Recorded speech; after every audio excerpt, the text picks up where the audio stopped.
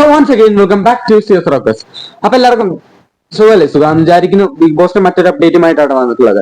അതായത് ജിൻഡോ നമ്മൾ വിചാരിക്കുന്ന ആളെ അല്ലാട്ടോ.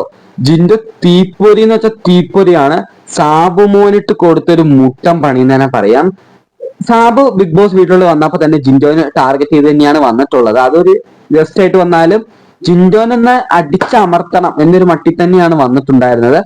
എന്താ വെച്ചാൽ ജിൻഡോയ്ക്ക് നല്ല വോട്ടുള്ള കാര്യമൊക്കെ, പുറത്ത് നല്ല റീച്ചുള്ള കാര്യമൊക്കെ സാബു മോൻ അറിയാലോ, ജിൻഡോയ്ക്ക് നല്ല റീച്ച് ഉണ്ടെന്നൊക്കെ. അത് പ്രതീക്ഷ തന്നെയാണ് വന്നത്.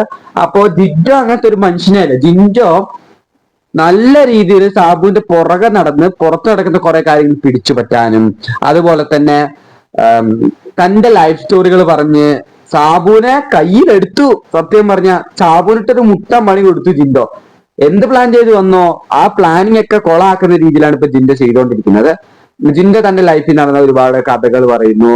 താൻ ഛർദിയിൽ കോരിയിട്ടുണ്ടെന്നും 10 രൂപയ്ക്ക് വേണ്ടി അതൊക്കെ പറയുന്നു. അപ്പൊ സാബു അടിച്ചമർത്താനൊക്കെ ശ്രമിച്ചു. പക്ഷെ എന്നാലും ജിൻഡോ അതല്ല എന്നൊക്കെ പറഞ്ഞ് അത് ഡൈവേർട്ട് ചെയ്യുന്നു. ഞാൻ ഇവിടെ വന്ന് കുക്ക് ചെയ്യാനെല്ലാം പഠിച്ചു എന്നൊക്കെ പറഞ്ഞുകൊണ്ടിരിക്കുമ്പോഴാണ് അൻസീബ കയറി വരുന്നത്. അൻസീബ കയറി വന്നത് പറയുന്നത്, എന്തെങ്കിലും സാറിന് എന്തെങ്കിലും സഹായം വേണോ എന്ന് ചോദിക്കുക, അല്ലെങ്കിൽ കുടിക്കാൻ എന്തെങ്കിലും വേണോ, എന്തെങ്കിലും വേണോ, ടൗല് അങ്ങനെ എന്തെങ്കിലും വേണോ എന്ന് ചോദിക്കുമ്പോൾ ഗസ്റ്റ് പറയുന്നത്, അല്ലെങ്കിൽ സാബു പറയുന്നത്, എനിക്കൊരു ചെറിയ കർച്ചീഫ് വേണം, അതിൽ കുറച്ച് വെള്ളം നനച്ചിട്ട് ഫ്രീസറിൽ വെക്കാൻ പറ്റുമോ എന്ന് ചോദിക്കുന്നുണ്ട്. അൻസിബ പറഞ്ഞത് ഞങ്ങളുടെ ഇഷ്ടം പോലെ ചെറിയ ടൗൽസ് ഉണ്ടെന്നാണ്. ലാസ്റ്റ് കർച്ചീഫ് ഒന്ന് ഫ്രിഡ്ജിലോട്ട് വെക്കാൻ പറഞ്ഞപ്പോൾ ടൗലും ഇല്ലാത്തൊരവസ്ഥയാണ്. കോമഡി ആയിരുന്നു. എന്നിട്ട് ജാസ്മിനെയാണ് വിളിക്കുന്നത് ടൗലെടുത്ത് ഫ്രിഡ്ജിൽ വെക്കാൻ പറഞ്ഞിട്ട്. അപ്പോ പുതിയ ടൗലുണ്ടോ എന്ന് പ്രത്യേകം ചോദിക്കുന്നുണ്ട് സാബു.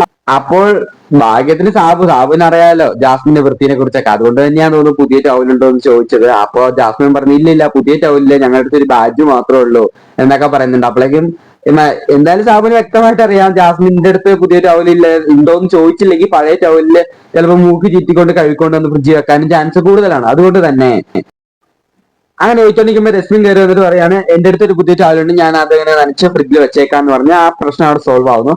എനിക്ക് തോന്നുന്നു നല്ല രീതിയിൽ സാബുയുടെ വായിന്ന് പുറത്ത് നടക്കുന്ന കാര്യങ്ങൾ മെല്ലെ മെല്ലെ പിടിച്ചു പറ്റാനുള്ള ശ്രമം തന്നെയാണ് ജിൻഡോന്റെ.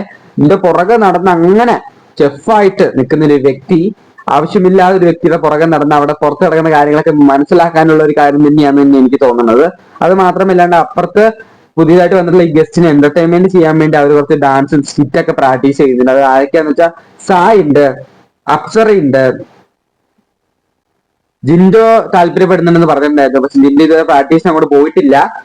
പോവായിരിക്കും തോന്നുന്നു. ഇവിടെ സംസാരിച്ചുകൊണ്ടിരിക്കുകയാണ്. പിന്നെ നമ്മുടെ ശ്രീലേഖയുണ്ട്, നോറയുണ്ട്, അങ്ങനെ കുറച്ച് പേരാണ് ഇപ്പൊ പ്രാക്ടീസ് ചെയ്തുകൊണ്ടിരിക്കുന്നത് പ്രധാനമായിട്ട്. ഇനി ബിഗ് ബോസ് വീട്ടിൽ എന്തെല്ലാം സംഭവ വികാസങ്ങൾ അരങ്ങേറാൻ ഇരിക്കുന്നു അതാ അപ്പൊ ഇതിൽ അപ്ഡേറ്റ് ചെയ്യുന്നതായിരിക്കും. അതിനുവേണ്ടി മറക്കാണ്ട് ചാനൽ സബ്സ്ക്രൈബ് ചെയ്യുക. ബൈ.